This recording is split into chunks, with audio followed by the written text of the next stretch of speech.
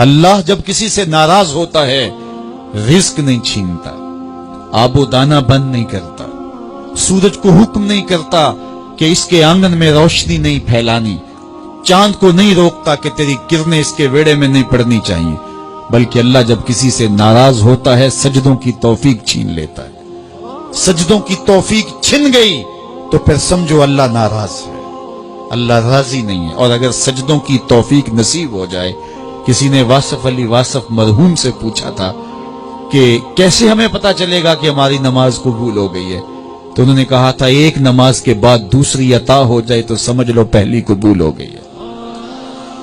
تو نمازوں کا نصیب ہونا یہ اللہ کی رضا اور اللہ کی خوشنودی کی دلیل ہے، اور سجدوں کی توفیق کا چھن جانا یہ اللہ کی ناراضگی کی دلیل ہے۔ میں اور آپ دیکھیں کہ ہم کہاں کھڑے۔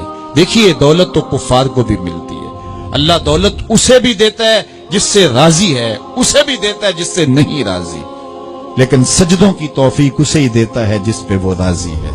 تو 5 گانا نماز شعار زندگی بنا لیجئے، نماز قضا نہ ہونے پائے۔ قیامت کے دن بے نمازی اس صف میں کھڑا ہوگا جس صف میں نمرود کھڑا ہوگا، جس صف میں حامان کھڑا ہوگا، قارون کھڑا ہوگا، شداد کھڑا ہوگا۔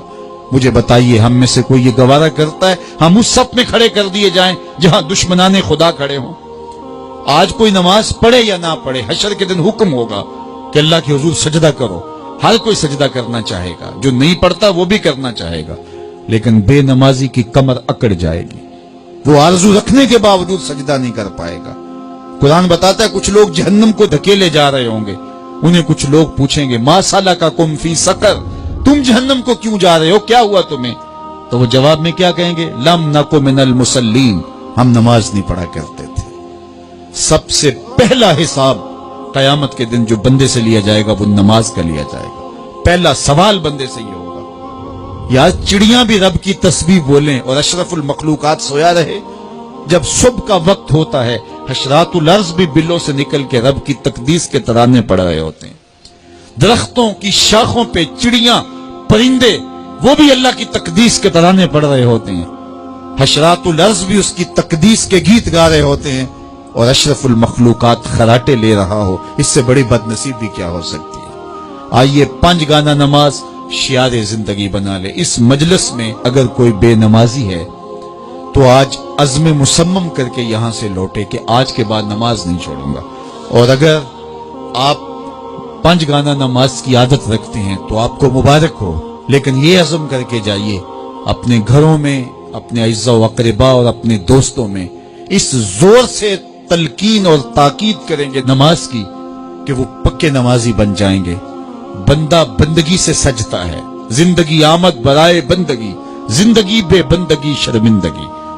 اگر زندگی میں بندگی نہیں تو زندگی کے پلے ہے کیا؟ علماء نے لکھا ہے کہ یہ سارے درخت حالت قیام میں ہیں، چوپائے حالت رکوع میں ہیں، مینڈک تشہد میں ہیں، اور حشرات الارض سجدے میں ہیں، اور انسان اشرف المخلوقات ہے۔ اس کی عبادت میں درختوں کا قیام بھی رکھا گیا، اور رکوع بھی رکھے گئے، اور سجدے بھی رکھے گئے، اور قعدے بھی رکھے گئے، اس لیے تاکہ اس کی عبادت تمام مخلوقات کی عبادات کی جامع بن جائے۔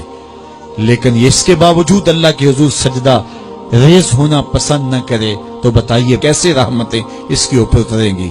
خوش نصیب تو وہ ہیں جو 5 گانا نماز ادا کرنے کے بعد تہجد بھی قضا نہیں ہونے دیتے، سجدوں سے اللہ کے حضور حاضری پیش کرتے ہیں۔